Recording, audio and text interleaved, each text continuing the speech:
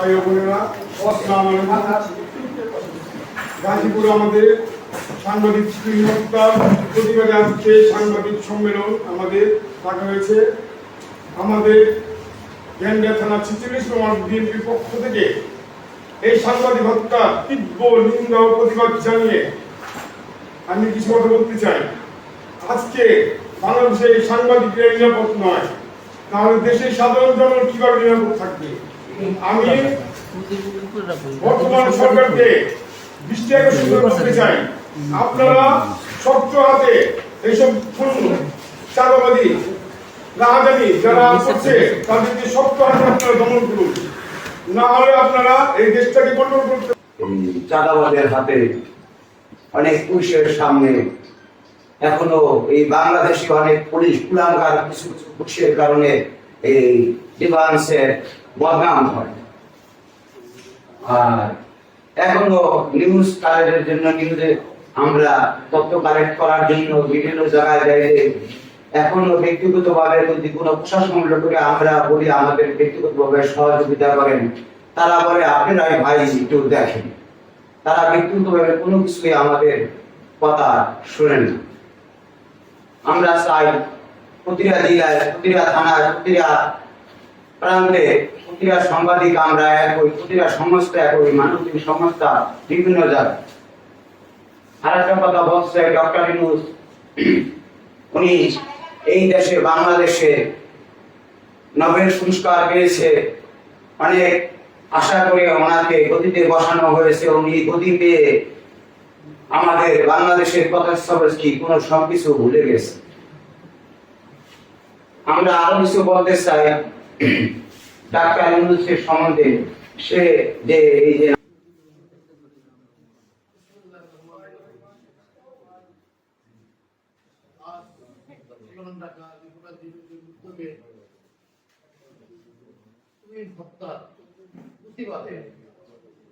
আয়োজন করা হয়েছে এবং উপস্থিত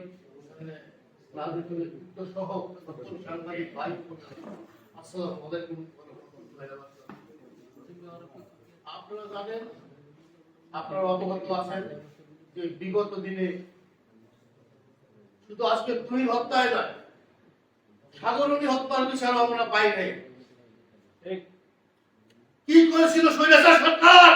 আর আমরা জানতে চাই আমাদের কি অপরাধ ছিল, কোন অপরাধের কারণে আমাদের কাছে আমাদের মৃত্যু হতে হয়, আমাদের জান দিতে হয়। কত প্রাণ নেবেন আপনারা?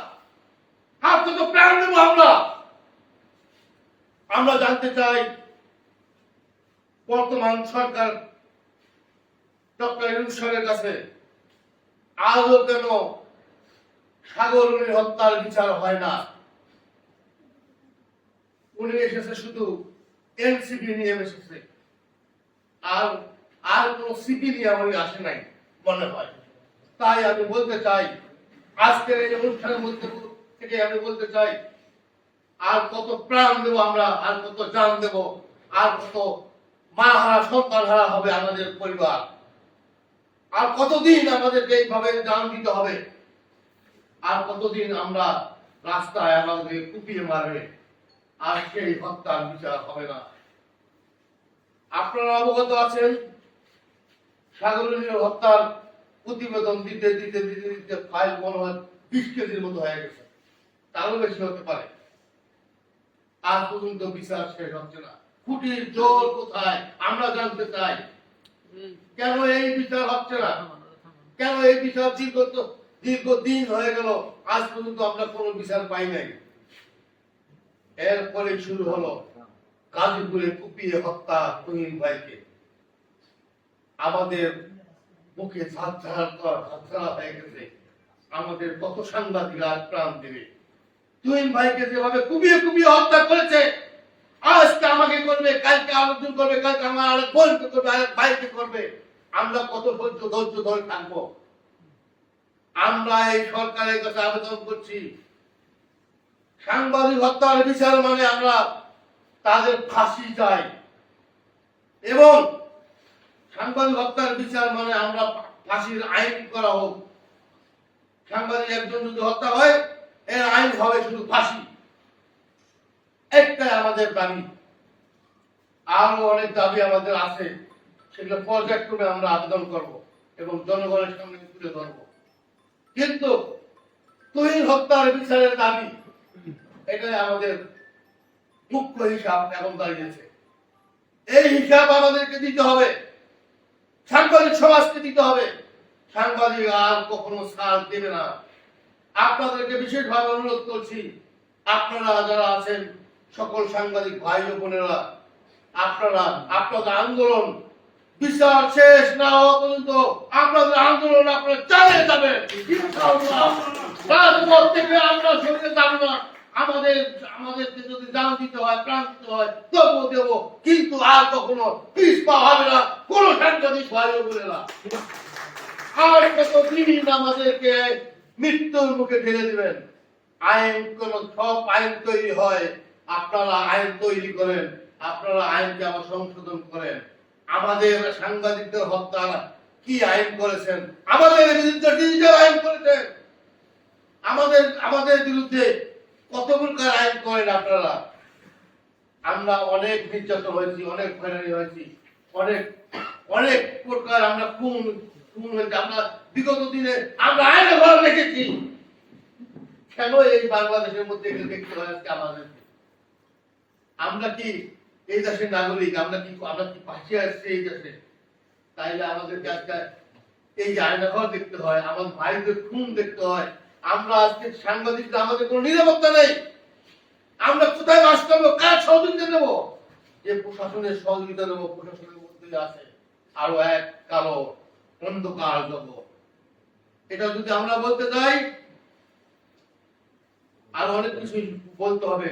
তাই হোক, আমি সংক্ষিপ্ত আকারে আমি বক্তব্য শেষ করবো।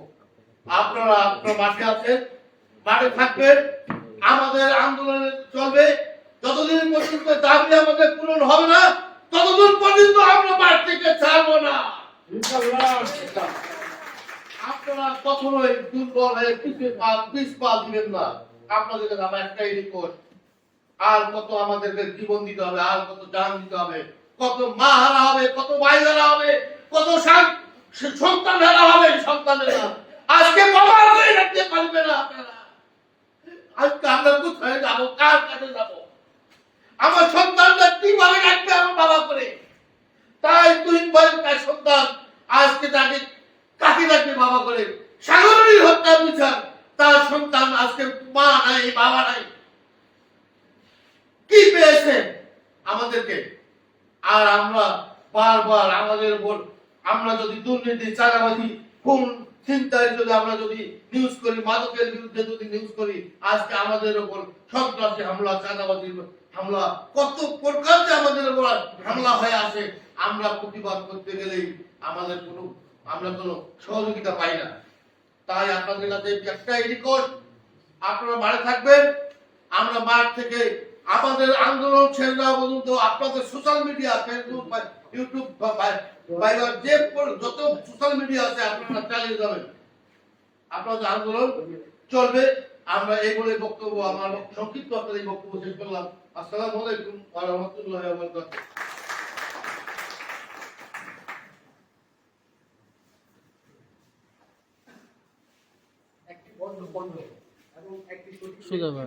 আমাদেরকে অনেক দূরে এগিয়ে নিয়ে যায়।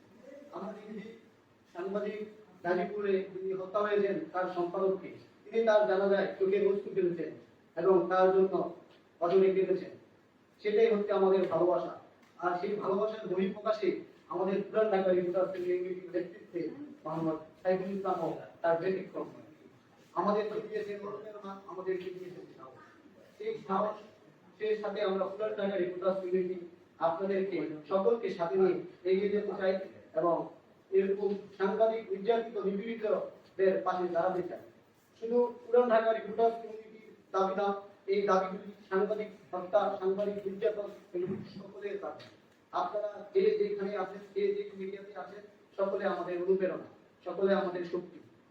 আপনারা আমাদেরকে অনুপ্রেরণা দিবেন, আমরা আপনাদের সাথে আমরা আপনাদের সাথে থাকবো এবং আমাদের সাথেও আপনারা থাকবেন।